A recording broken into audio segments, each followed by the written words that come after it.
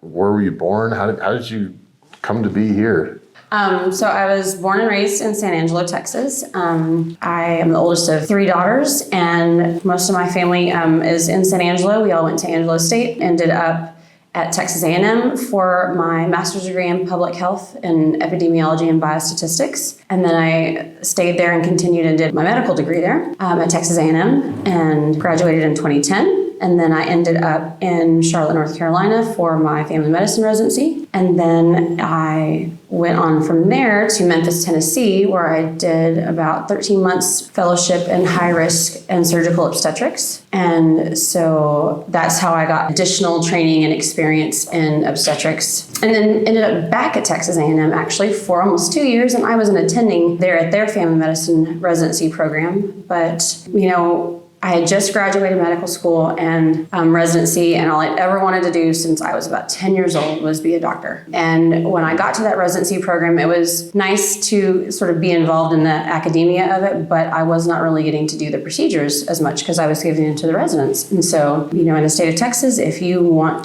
to be a family medicine doctor that delivers babies and certainly does the full scope of family medicine, just like they used to do, 50 years ago, then you have to either be affiliated with a residency program or you have to be in a smaller town. And so as I was looking around at smaller towns, this is one that came up. So coming to Sweetwater was a pretty easy decision because I'm from West Texas. This is my home. I've been away and come back, and this is where I still want to be. Yeah. And people out here are different. They're more genuine, they're more sincere and grateful, and they're thankful for the help that you want to provide for them. And that was a breath of fresh air, especially coming out of the pandemic and the way that healthcare and doctors and nurses and all variations of clinicians were vilified to some extent, as if the pandemic and all of the consequences from it were our fault. And the truth of it is that we were all fighting the same battle.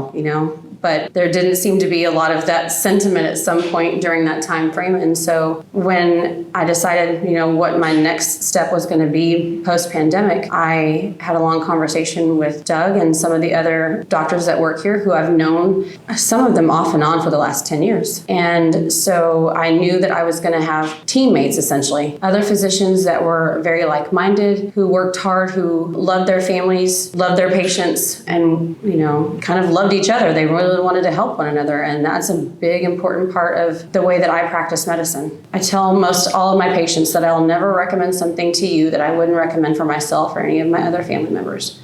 And so that's just the way that I was raised. My dad owns his own business there in San Angelo. He's owned it for almost 40 years at this point, but he's worked there since he was 17, and it's car repair and it's repeat business. And that's always been what he has instilled in me and my sisters, is that the golden rule is the thing you should be thinking of all the time when you're dealing with people. It's important to take care of your family from a business standpoint, but it's important that you also are treating everybody the way that you would want to be treated.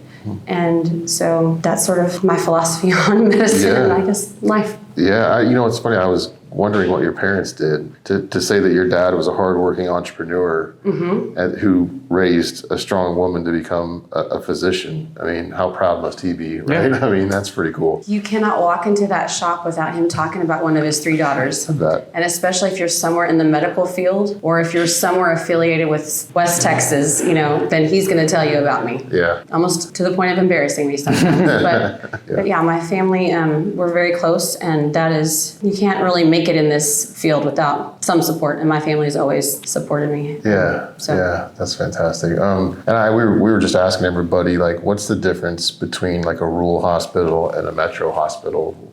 From a patient's perspective, if you were to talk to them, say, there's some cool stuff out here that maybe you don't know about. So the difference between rural hospitals and hospitals that you might see in some of the bigger cities like Austin, Dallas, Houston, San Antonio, etc., is we're going to know your name. We're going to know who you are. Somebody within our office is going to know your family members.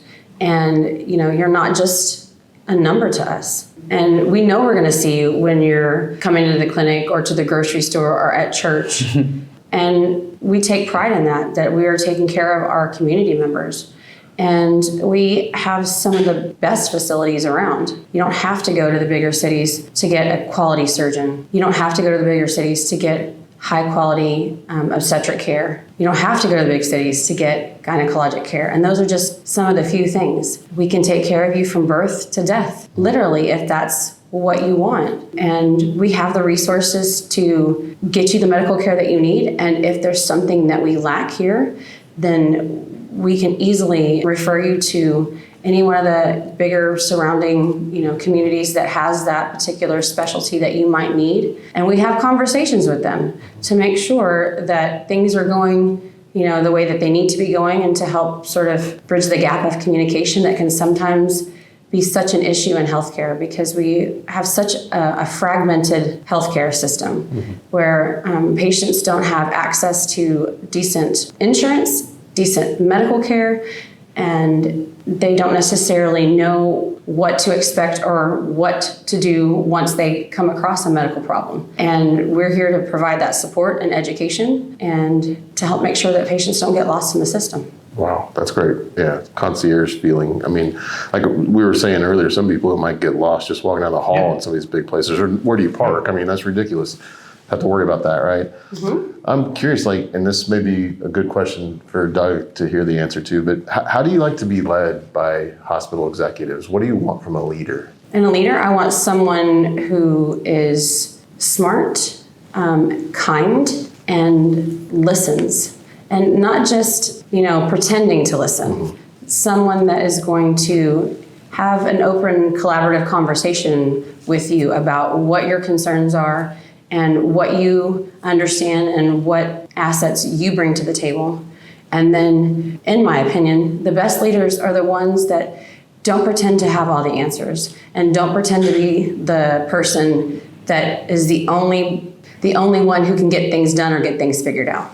Because that is a mistake, in my opinion. Yeah. You need to take the perspectives, the knowledge, the training from all of your colleagues, whether they're fellow doctors, nurses, medical assistants, the janitorial staff, doesn't matter. They all have something to offer, and if you combine all of those things, then you get the best outcome. In my opinion, it's silly to reinvent the wheel. If there's somebody else that knows what they're doing and has information to share, then I want to know what that is. Yeah. If you know the best practice, great. Then I don't have to go look it up. You know it. And then on top of that, can I delegate that to you? Can I trust you to do that because that piece is taken care of and we can move on to the next piece? Yeah, totally. Yeah, so there's not a lot of room for ego in that equation, it sounds like. No, there should be confidence, but not arrogance. Yeah, good call. So what are some of the technological advances that you that have happened already, and what do you see sort of happening in the future that could really help you in your practice?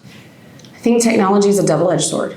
Okay. So I think it's nice that we all have smartphones, that we can help patients, download our portal. Our nursing staff has been really great about assisting some of the patients that are not familiar with it, especially some of our older patients who may or may not have a smartphone or may not know how to navigate that.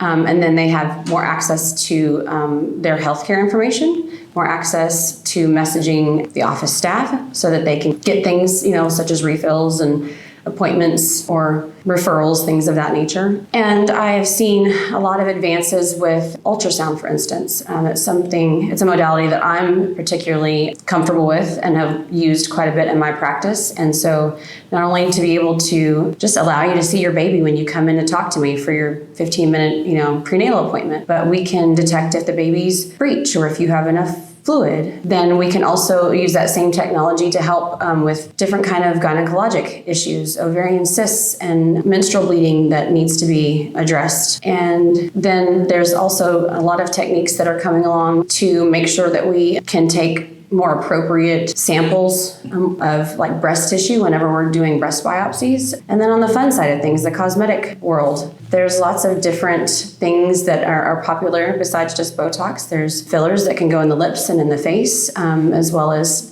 different techniques for basically many kinds of surgical facelifts. But that's certainly an area of of the body that if anything were to go wrong, it would be catastrophic. Right. And so having that technology so that you can actually visualize the tiny, tiny little arteries that you want to avoid, or that you're in the right tissue plane so that you can make sure that you're placing the product correctly. Or, if you needed to go back and correct something that some other clinician did, you're able to do that. Yeah. And it's low cost. It's low risk to the patient. There's non-radiation, portable, convenient, all of those sorts of things. I think our CT scans and MRIs do a great job of picking up a lot more things, but they're just tools. They're something to help guide us along. I can't tell you that I believe that the EMR system is great, because I don't. I think it's something that is one more thing that bogs down the physician's ability to take care of the patient. It's not been a help to us whatsoever. Interesting. Yeah. And it doesn't make it easier to see the other information at other facilities, which is an issue for patients, because they're like, I went to so-and-so hospital and, can't you see my record? Nope, sorry, unfortunately I can't. Bummer. Which kind of defeats the purpose, right? 100%. Yeah. 100%. A lot of work for Yeah, that. but I'm trying to think of what other technology you might be referring to, but No, it's, we got a lot. That was a great answer. It was really good. The thing that's all the rage is AI, and so I. well, you know what? God gave us a brain for a reason. Yeah. And so it's nice that we have the ability to tap into the potential of that technology, but none of that is ever going to take the place of a physician. Yeah. Never. Yeah. Again, those pieces of technology are there to help guide us and give us some information. But at the end of the day, you want a real live human being who has had appropriate training and who actually can look you in the eye and can care about you to help give you what you need. Yeah.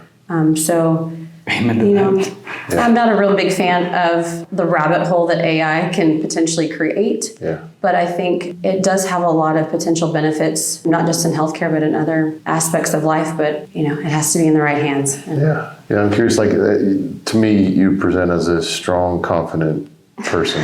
And it's like, maybe I hate being in front of the camera. So I totally feel for what you're doing. And I've been doing it for a year and I hate it. I'm so insecure about this or that or whatever.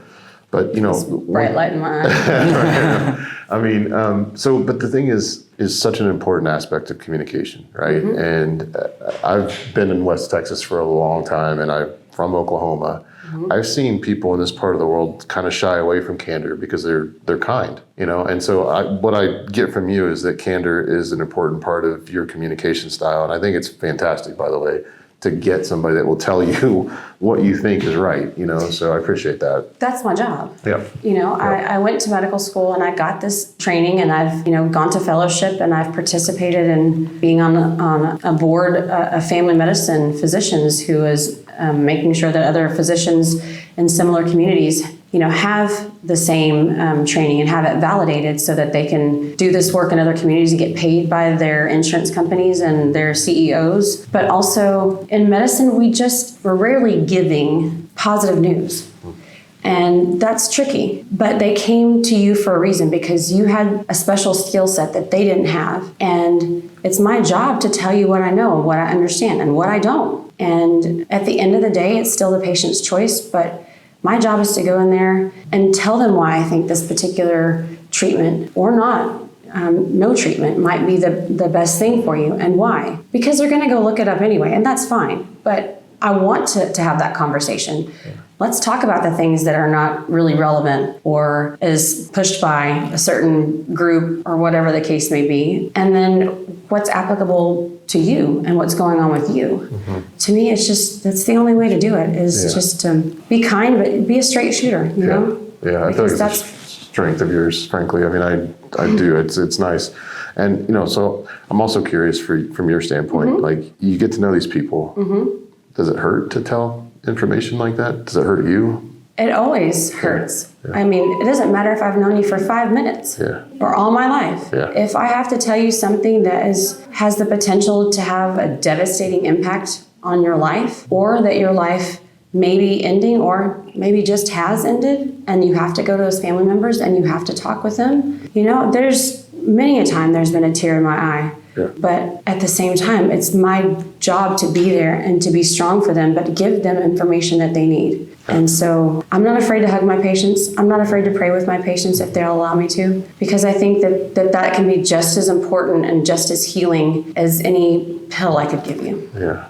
Yeah. So what's your passion? What do you want to see out of the next steps for you? What are you hoping for that comes out of Rolling Plains? Well, for one thing, I'm a mother to a 5.5-year-old little boy whom I adore. And I think family, and particularly women's health, is a keystone of medical care, of life, essentially, you know.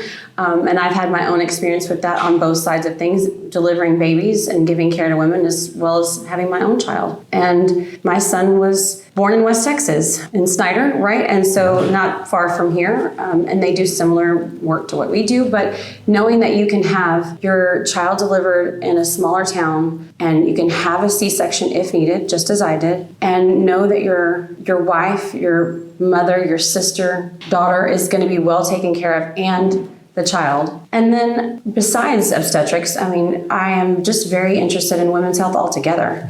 And I also have my master's degree in public health, and there is a lot to be said for, appropriate, screening tests and things of that nature, and not just putting everybody on a pill. There's going to be some lifestyle changes and some other things that might be needed. And I think that we can offer that to the community. I'm very, very interested in hormones. I think in fact, everybody's affected by hormones in one way or another.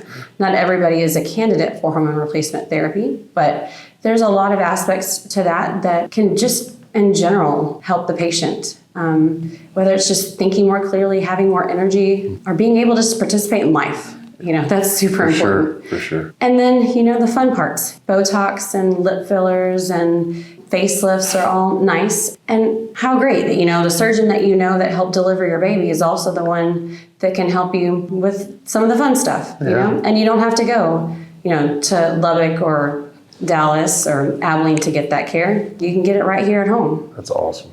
Well, and I get hormone replacement therapy because even though I'm so young and I shouldn't, and we've talked about that, you and I have. You have a shop in Snyder, is that correct? Mm-hmm. And any idea if you're going to ever come to Sweetwater? So yes, I have my own practice in Snyder. It's called Burson Medical and Wellness. And to me, that's a complementary kind of business to what I'm able to do here at Rolling Plains Memorial Hospitals. I get to do some of the surgical things and deliver babies and take care of patients in the hospital too. So yes, we're planning to have our own med spa clinic here at Rolling Plains Memorial Hospital. It's affiliated with this hospital, and sort of taking some of the things that I learned in my business and bringing that to this community, along with Dr. Tracy Sambo. She's our general surgeon here who has extensive surgical training, and she and I think, will be able to do a lot for women and men, for that matter, Sure. around town. I almost got offended. I'm sorry. Yeah. We'll do anything you want. If you want a mini facelift, I got you. Okay, you'll have to shave your beard first.